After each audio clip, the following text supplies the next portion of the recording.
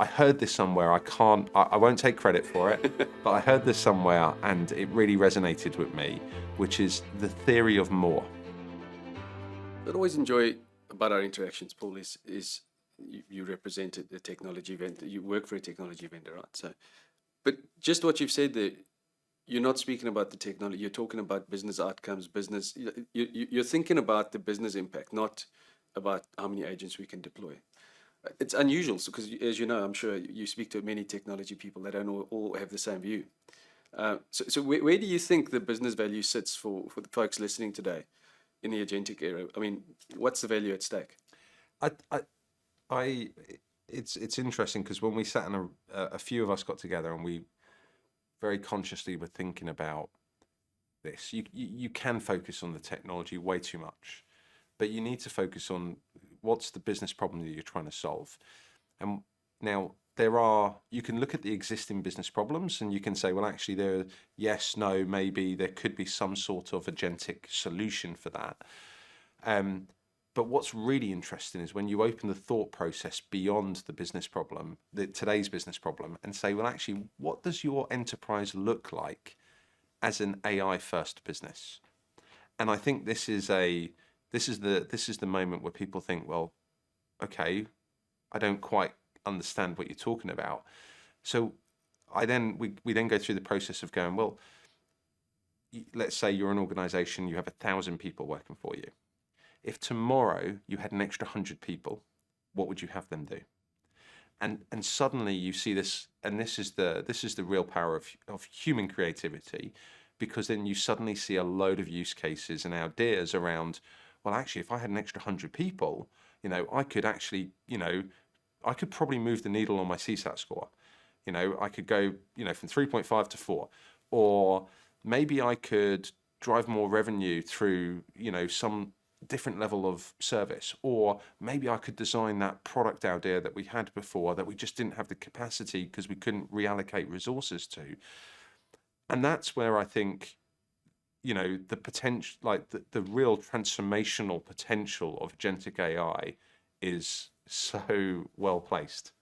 Well, I'm loving the conversation because not once in what you've just said did you say this is about cost takeout, this is about optimization, automation. You've spoke of transformation, growth. And so I'm a firm believer for AI to work for us as business leaders, it's got to augment our people and make them better, not replace them. But everything you've just said is I think, the optimistic path of AI that takes us to a future where we're creating more, we're innovating more, and we're putting real value back into the business environment. Yeah, and we measure value in different ways in organizations because there's still a cost to serve. So there's always a view on, well, actually, if I can lower my cost to serve, that's a margin improvement opportunity. But I also think, and I heard this somewhere. I won't take credit for it, but I heard this somewhere, and it really resonated with me, which is the theory of more. Oh, yeah. So imagine imagine you look at this and go, yes, we can take cost out, we can reduce things that will help improve our margin, etc., and our EBITDA and everything else that goes with that. But with the theory of more being, if you just had more time, like how many of us, we get home at the end of the day and we go, God, I'm tired, right? Or I wish I just had more time to do that one thing. But the potential and the opportunity of agentic AI right now is very much the theory of more, right? If I have more capacity, if I have more time, what would I do with that time? And I actually think this is a revenue generating opportunity as much as it could be a cost takeout and margin improvement. So, like, I think this is you could tackle this from both ends of the spectrum for sure. I would encourage people I would always encourage people just to look at today when you start this journey. What's the first use case? Where is the optimization in the existing processes and ways of working? Start there. You'll see marginal gains, but those marginal gains will add up over time. And once you get more comfortable with the potential of the technology, that's when you kind of go, let's go for this, right? This is revenue generating. We're all in. Like we're on the bullet train. Let's go. That's amazing. We've been working on what I think is a really exciting program. Now, we may have discussed it before. The Futures experience, and Futures is all about helping our clients take this step into the unknown. So with all the noise out there, the disruption of AI, the volatility in the business environment, we use Gen AI, we use some tools, we use our people, and what would probably have taken us weeks, if not months, we've shortened into like days and weeks, where we identify the growth opportunities, horizon 1, 2, and 3, where they can invest. We then build out the demos to say, well, this is how it would look. And we've done phenomenal things, like helped an energy company identify this thing we called microgrid services, and the ability to turn energy into like a currency, and how would an application allow them to trade the currency. So these are the things that we've always been able to do, but to your point, is we've been time poor. So how it would have taken us too long to get to those outcomes in the past. So it feels like we're entering an era of innovation, growth, and like really positive. 100%. And I quite often, people quite often ask me, they say, what do you think's the thing that's going to stop us from doing this? And I've actually thought long and hard about this, because this is a question that quite often comes up. My only answer that I conclude to is, the only thing that's going to stop us from doing this is our own inability to think creatively about what our business could look like in the future. So I think it's a really interesting kind of moment in time and reflection. And to your point about the journey and the value, I mean, we've now obviously we launched Agentforce, to talk about a product. So sorry, but we launched Agentforce not so long ago, and we've now got thousands of customers using it, and the results just speak volumes. You'd see it in the public domain, but Heathrow, their success story is incredible. They have 90% first-time resolution now on Haley, which is their agent, which is accessible via WhatsApp. But I tried Haley, so I'll just share this story because, and hopefully it'll be accurate. But Haley went live on a Friday, and on a Monday morning, a colleague of mine said to me, "Hey, Heathrow's gone live with their agent Haley." And I was like, "Oh, okay, brilliant. Well, do you know what? I'll give it a go myself."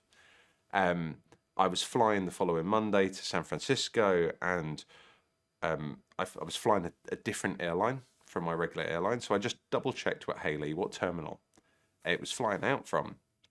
Gave me an accurate answer. First time, kind of no waiting in a queue, or waiting for a human to kind of respond. It was just bang, there it is.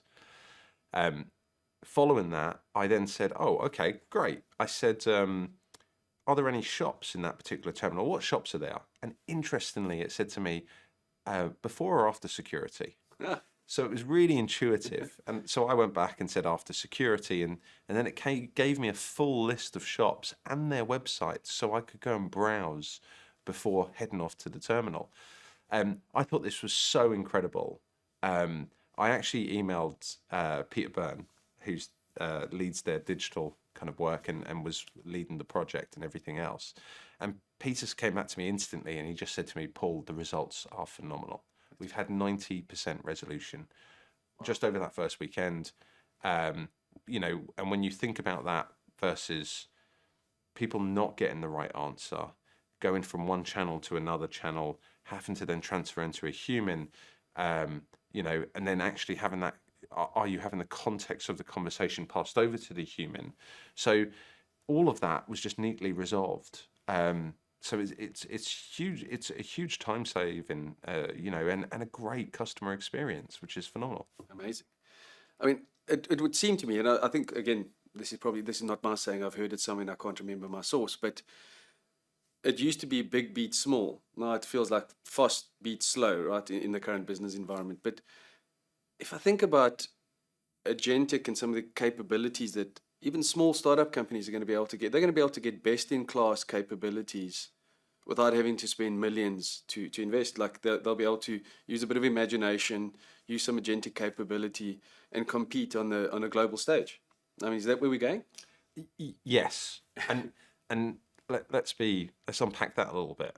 You know, agents can do pretty much any task. If there's a job to be done in your organization, an agent could go and fulfill that.